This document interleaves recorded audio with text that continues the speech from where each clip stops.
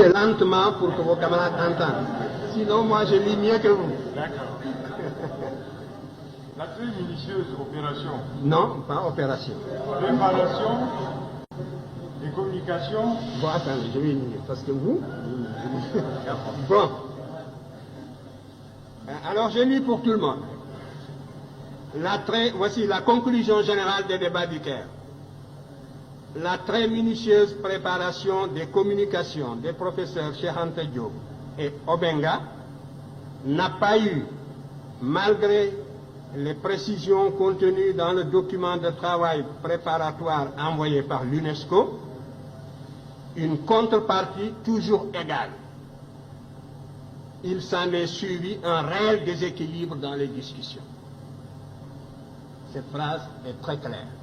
Cela veut dire que contre toute attente, un déséquilibre s'est produit dans les débats en faveur de nos thèses et que les arguments que nous avons développés, la communauté scientifique qui s'est réunie là-bas n'a pas pu y opposer des arguments dignes de ce nom, bien que l'UNESCO ait pris toutes les dispositions à cet effet.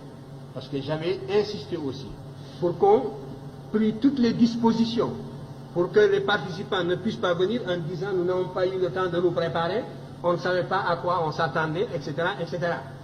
Et c'est la raison pour laquelle on insiste ici sur le fait, quand on dit malgré les précisions contenues dans le document de travail préparatoire envoyé par l'UNESCO, l'UNESCO avait demandé à chacun de fourbir ses armes, de faire tout ce qu'il fallait pour que cette discussion fût concluante. Et vous voyez, tout est de cette veine. Par conséquent, la vérité blanche que vous voulez, elle a sonné dans ce document. Mais vous ne lisez même pas, il faut prendre connaissance déjà de toute la littérature scientifique qui existe dans ce domaine. Nous avons provoqué une rencontre au niveau le plus élevé et les résultats sont palpables, les voilà. Ce que vous attendiez, vous l'avez sous les yeux, lisez-le demain.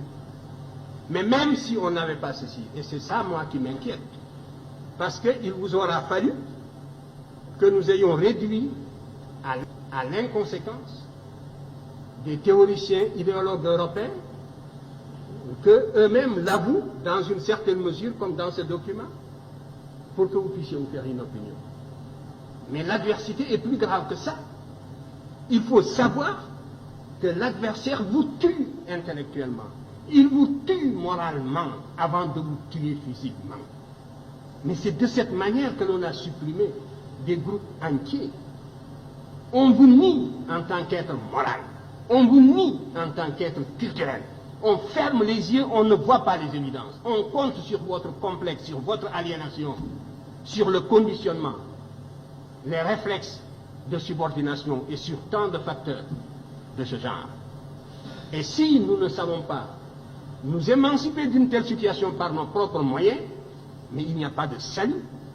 À ce moment-là, la question que vous me posez, vous y avez répondu, parce que vous avez répondu par les actes à l'infériorité, donc vous avez en quelque sorte prouvé ou supposé l'infériorité du monde noir, puisque la vérité doit lui venir de l'autre camp.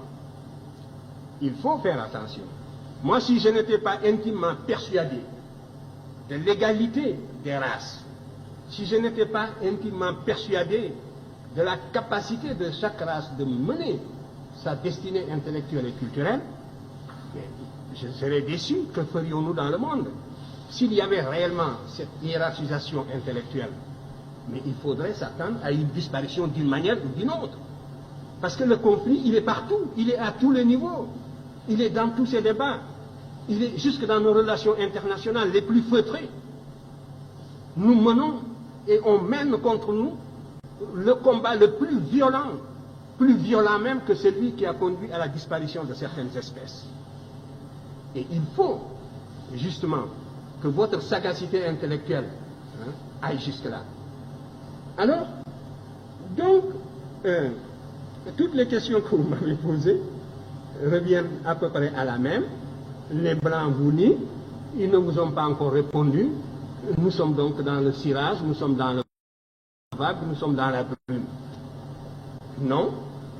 Ce que j'ai dit un peu dans la préface de Obenga, c'était cela, que par la connaissance directe, l'Afrique doit être capable de saisir une vérité, de savoir qu'elle est en possession d'une vérité, quel que soit le domaine d'ailleurs. Ce n'est pas seulement dans le domaine culturel. Et de se maintenir au niveau de cette vérité en prenant des mesures conservatoires jusqu'à ce que tout le monde joue le même jeu, jusqu'à ce que l'on sache que la supercherie est finie. On n'a plus affaire à des enfants ou à des nouveau-nés. Mais c'est là à la fois une réaction intellectuelle, une réaction culturelle, ça demande la mobilisation de toutes les capacités de l'être, un être qui, abstraction faite de son aliénation, a les mêmes capacités que n'importe quel autre être. Alors, vous me demandez, moi je n'ai jamais, vous voyez,